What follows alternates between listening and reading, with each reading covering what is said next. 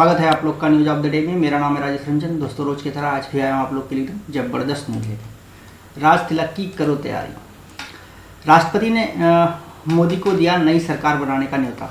प्रधानमंत्री ने इस्तीफा सौंपा था, उसके बाद द्रौपदी मुर्मू ने सबसे बड़ी पार्टी बीजेपी और एनडीए गठबंधन को सरकार बनाने का न्योता दिया है और अब इस पे काम आगे होगा। बताएंगे पूरा न्यूज, बने रहिए वीडियो में। चैनल पे नए हैं तो सब्सक्राइए करके बेल आइकन जरूर दबाइएगा। दोस्तों, पीएम मोदी ने राष्ट्रपति को सौंपा था इस्तीफा। एनडीए फिर से सरकार बनाने की पेशकश करेगा। दावा इन दिनों शपथ ग्रहण। राष्ट्रपति ने मोदी को दिया नई सरकार बनाने का न्योता। नरेंद्र मोदी को शुक्रवार को नेशनल डेमोक्रेटिक अलायंस एनडीए की संसदीय दल का नेता चुन लिया गया है। लगातार तीसरी बार नेता उन्हें चुना गया है। पुराने संसद संविधान सदन के सेंट्रल हॉल में सुबह 11 बजे शुरू हुई मीटिंग में एनडीए के 13 दलों के नेता शामिल हुए। बैठक में एनडीए के सभी 293 सांसद, राज्यसभा सांसद और सभी राज्यों के मुख्यमंत्री, डिप्टी सीएम मौजूद थे। इसके बाद एनडीए ने दोपहर 3 बजे सरकार बनाने का दावा पेश किया। गठबंधन के नेताओं ने राष्ट्रपति द्रौपदी मुर्मू को समर्थन का पत्र भी सौंप दिया। बैठक के बाद मोदी भाजपा के वरिष्ठ नेता लालकृष्ण आडवाणी, मुरली मनोहर जोशी और पूर्व राष्ट्रपति रामनाथ कोविंद उनके घर पर जाकर मिले। उसके बाद पीएम शाम को 6 बजे राष्ट्रपति द्रौपदी मुर्मू से मिलने पहुंचे। राष्ट्रपति ने उन्हें सरकार बनाने का न्योता भी दिया।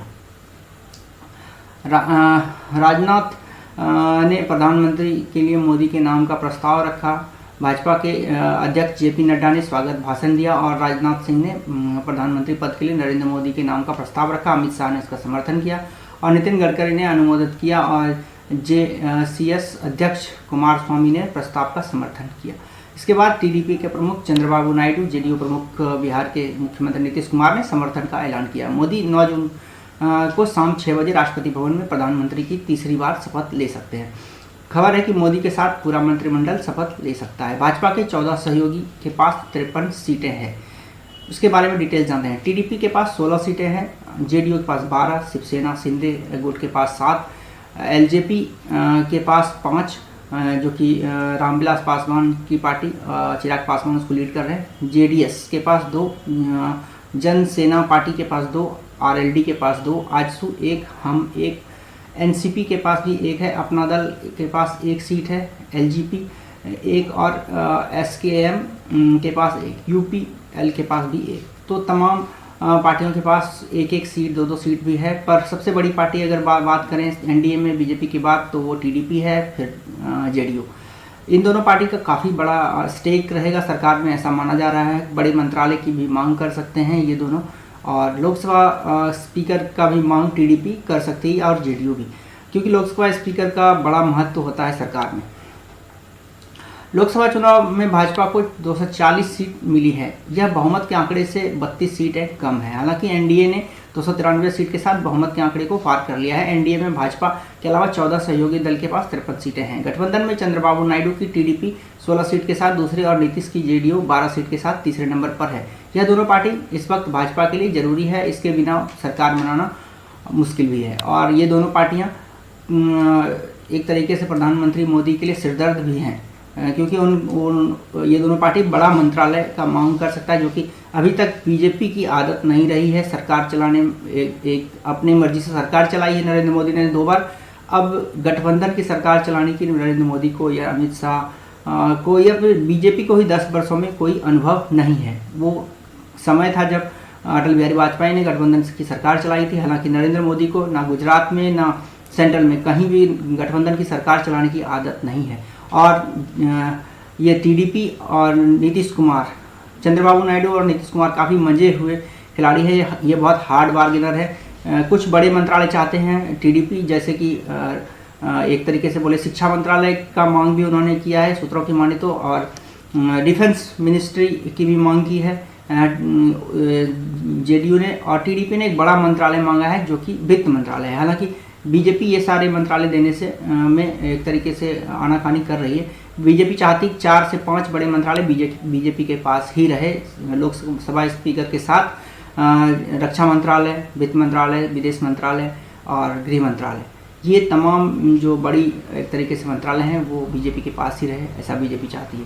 उसके बाद बात करें अगर शिक्षा मंत्रालय की, जो कि टीडीपी ने मांग किया है। शिक्षा मंत्रालय बीजेपी के अंदर की गुट जो आरएसएस है, ये उन्हीं के अधीन आती है शिक्षा मंत्रालय। शिक्षा और संस्कृति मंत्रालय जो है वो आरएसएस देखती है। अगर आपने नज़र दौड़ाया हो आज 10 वर्षों में, तो आरएसएस ही पूरी तरीके से शिक्षा मंत्रालय पर हावी है। अगर बात करें किसी भी यूनिवर्सिटी का वाइस चांसलर से लेकर के वहाँ पे बड़ी नियुक्तियों तक, इसमें आरएसएस का पूरा भागीदारी रहा है। और इसमें बीजेपी सरकार भी ज़्यादा हस्तक्षेप नहीं करती है आरएसएस को। आरएसएस ने पूरा शिक्षा मंत्रालय पर अपना काबू बनाए रखा है। वहीं पे शिक्षा मंत्रालय टीडीपी को देना भी एकदम से नामुमकिन लग रहा है, क्योंकि उस पर एक छत्र आरएसएस का 10 वर्ष राज रहा है। तो जो भी होगा आने वाले समय में जब सरकार बनेगी और सारे मंत्री कहे जा रहे हैं कि राष्ट्रपति भवन में साथ साथ शपथ लेंगे, तो मामला धीरे धीरे क्लियर होता जाएगा। एक सप्ताह के अंदर ये सब चीज़ क्लियर हो जाएगी, कौन सी पार्टी को कौन सा मंत्रालय मिल रहा है। हालांकि बीजेपी चाहती है कि उन्हें तमाम बड़े मंत्रालय उनके पास रहे, लोकसभा का स्पीकर के साथ। टीडीपी को लोकसभा के उप स्पीकर का भी पोस्ट दिया जा सकता है।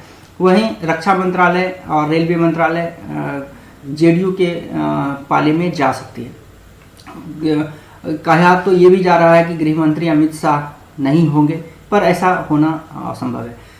देखते हैं आगे क्या होता है। आपकी क्या राय है कमेंट बॉक्स में जरूर लिखिएगा दोस्तों। सरकार को लेकर कि ये जो नई सरकार गठबंधन की सरकार आई है, क्योंकि बीजेपी को एक छत्र सरकार चलाने का 10 वर्षों में एक तरीके से आदत हो गया था, पर ये गठबंधन की सरकार आई है तो इसमें बड़े स्टेक और छोटे स्टेक दोनों ही होंगे।